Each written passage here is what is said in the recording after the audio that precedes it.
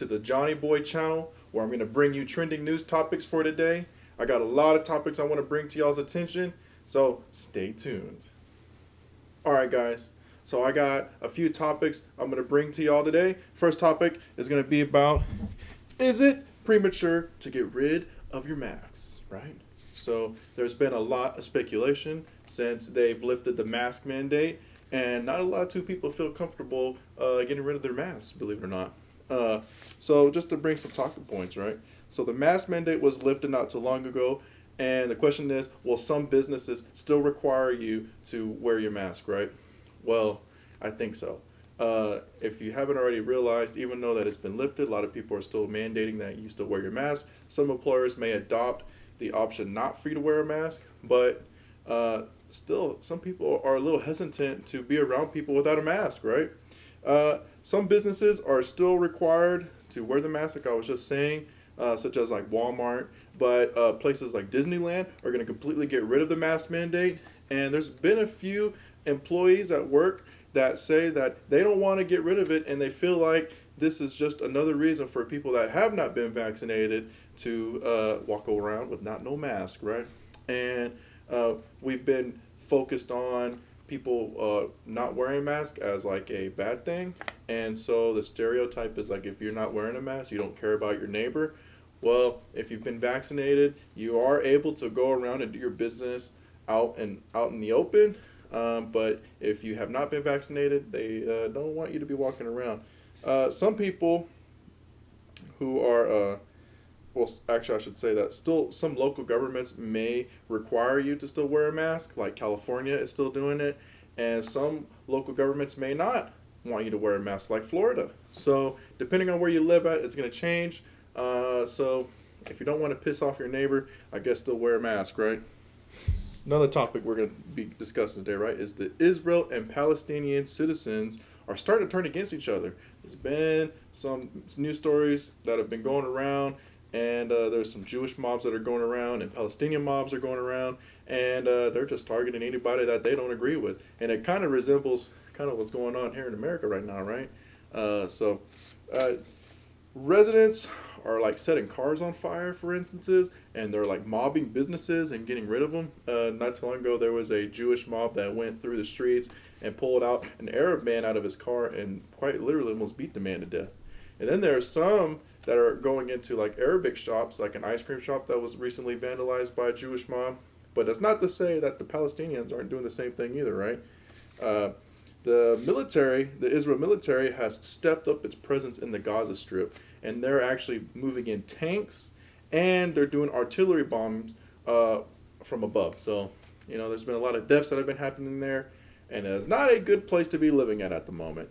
Some people are kind of like trapped there, where they've lived there for 30, almost 40 years, and they're now being told to get the heck out. Well, where are they going to go? They got nowhere else to go. And I think back then, when it was occupied by Israel, that they ended up, whoever was living there became naturalized in a sense, and they were given the right to be living there.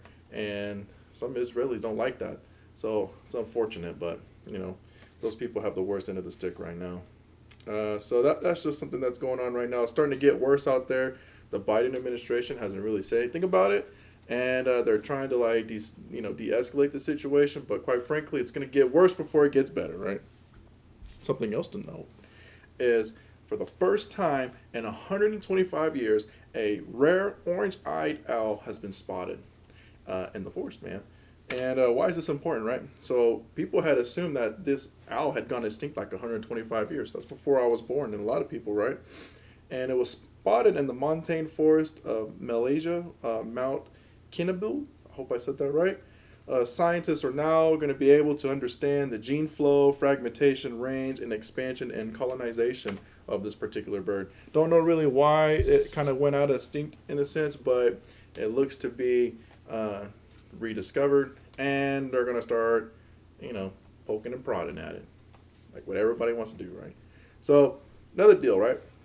An extinct fish from 420 million years ago was found alive in the Madagascar ocean. That's crazy, right? So the Madagascar, because we don't know, a lot of species has been discovered there that isn't necessarily normal to some countries. And this island has been, in a sense, isolated from other surrounding areas, and they've been finding some pretty interesting stuff. One of which was this fish that had been extinct for like 420 million years. I'm not even going to try to pronounce the name. It is a ridiculous name, but just know it is freaky looking, man. Just saying. So it was thought to be extinct. Some fishermen that were fishing through the sea picked it up, and what's unique about this was that these nets only go to a certain depth, or these fish go to a certain depth, and these nets kind of went through and picked them up, and they're starting to find a lot more of them.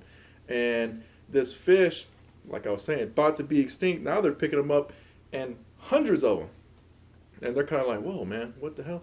And there's not really been a group that's been trying to focus on getting these types of fish back to a good population size.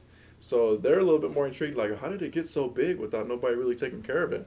But that was interesting. This is a trending topic that's going around right now. Like I was saying, I only bring y'all trending topics, right? These are topics that have been floating around and been hit a million times. So if you haven't already seen these topics, I'm bringing them to you now before the end of the day. So another one, right? 2 men wrongfully sent to prison for a murder, and they ended up getting awarded $75 million in damages for both of them. So these men, they were convicted of rape and murder of an 11-year-old back in 1983. That's a long time ago. Now, these men were teenagers back then, and they had been on death row for like 30 plus years, man. They've been there for a while. One of them was which had set the record for being the longest inmate on death row. And just recently, they had been acquitted from the murder charge and rape of this little girl back in 1983 because DNA evidence linked a convicted murderer that wasn't them on the scene. So, man, what a way to really ruin somebody's life and to put them in jail for that many years and then bring them back out when technology has advanced past the point that you can even comprehend and say good luck, right? So they got about, let's see, each brother was given $1 million each for each year that they were in prison, and $13 million for punitive damages, each totaling between both brothers $75 million. And evidence at the beginning was actually suppressed from the jury in the beginning of their first trial, and in a sense infringed on their rights.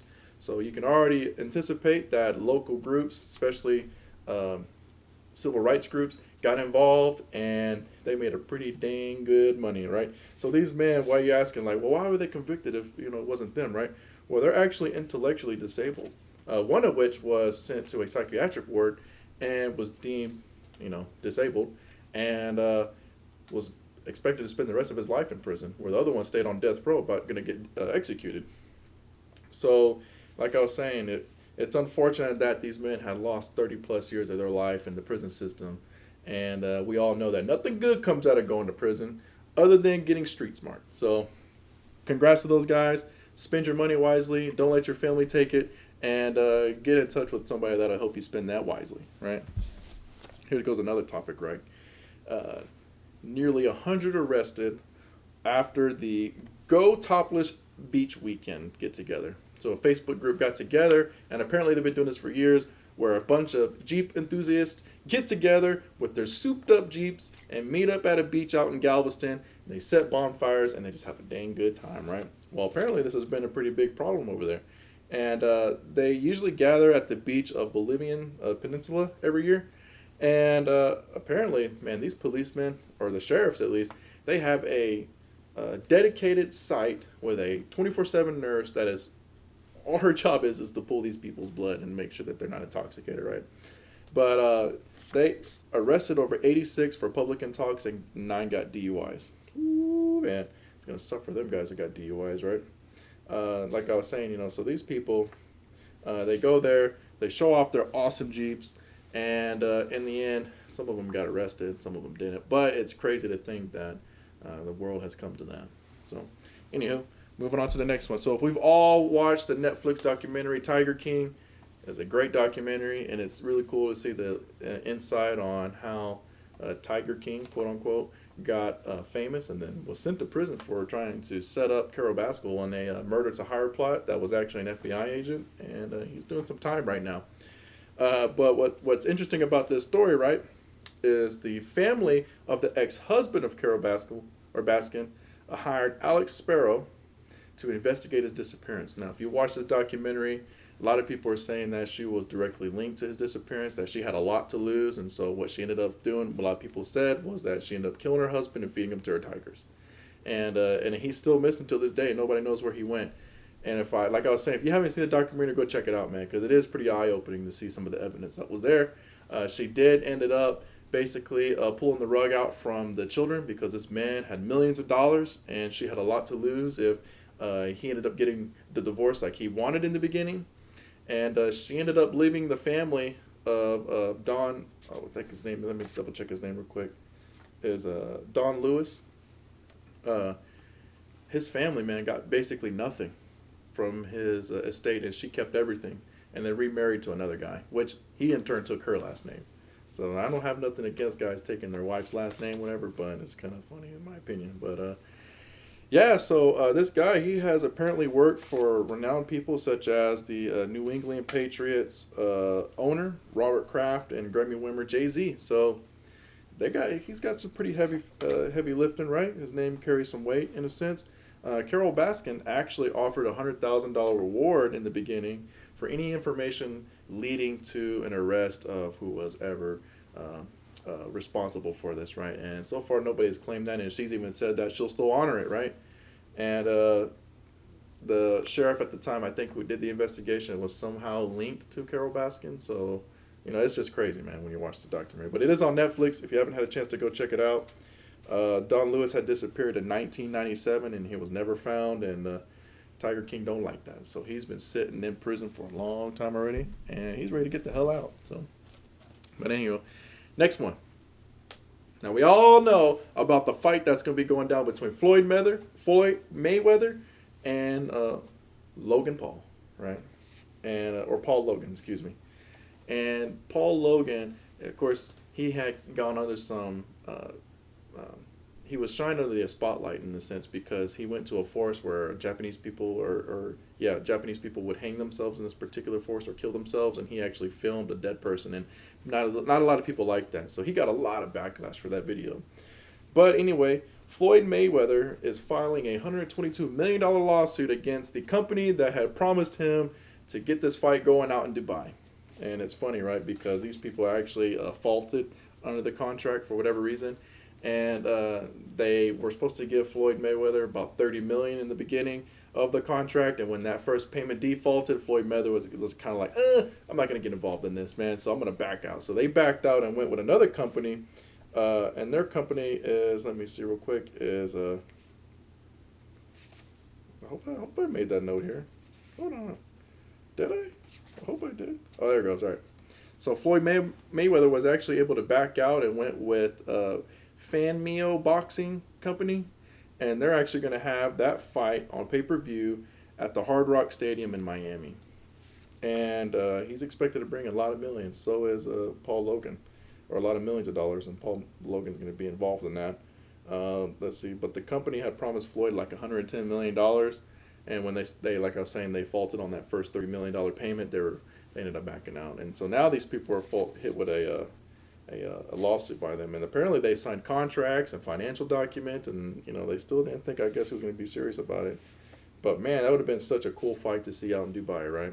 And that country is going through the roof right now, man. So, all right, last topic I got for y'all before I close out my show, right, is the database of fake Amazon reviews exposed. That's crazy, man.